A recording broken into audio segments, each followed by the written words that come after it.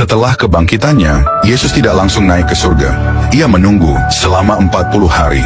Mengapa? Apa yang membuat Yesus tetap tinggal di bumi? Setelah menang atas kematian, Yesus disalibkan, mati, dikecam, dihina. Tapi itu bukan akhir dari segalanya. Kubur itu kosong. Dan itu jadi bukti bahwa kematian tidak mampu menahannya. Lukas 23 ayat 50 mencatat bagaimana Yusuf dari Arimatea, seorang anggota majelis besar, menguburkan tubuh Yesus. Ia tidak sendiri. Para perempuan pengikut Yesus ikut hadir, ikut menangis, ikut merawat. Matius 28 ayat 8 mencatat kisah mengejutkan. Pagi-pagi, Maria Magdalena dan Maria yang lain datang ke kubur dan menemukan bahwa batu telah terguling. Kubur kosong. Dan Yesus menampakkan diri kepada mereka. Yesus bangkit. Ia hidup kembali. Tapi, mengapa dia tidak langsung ke surga? Karena ada misi penting yang belum selesai. Selama 40 hari, Yesus berulang kali menampakkan diri kepada murid-muridnya. Ia menunjukkan tangannya, lambungnya, bahkan makan bersama mereka. Mencatat kisah dua murid yang berjalan ke Emmaus. Mereka sedih, bingung, dan kehilangan harapan.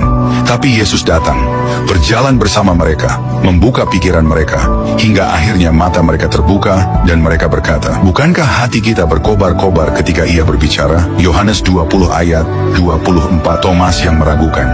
Ia tidak percaya Yesus telah bangkit. Sampai Yesus sendiri datang dan berkata, "Taruh jarimu di sini dan jangan tidak percaya lagi, tapi percayalah." 1 Korintus 15 ayat 6 menyebutkan bahwa Yesus menampakkan diri kepada lebih dari 500 orang sekaligus. Ini bukan ilusi, bukan rekayasa. Yesus sungguh hidup dan banyak yang menjadi saksinya. Dan nubuatan ini digenapi dalam Markus 16 ayat 6. Ia telah bangkit, ia tidak ada di sini. Yesus punya 3 tujuan utama selama 40 hari ini.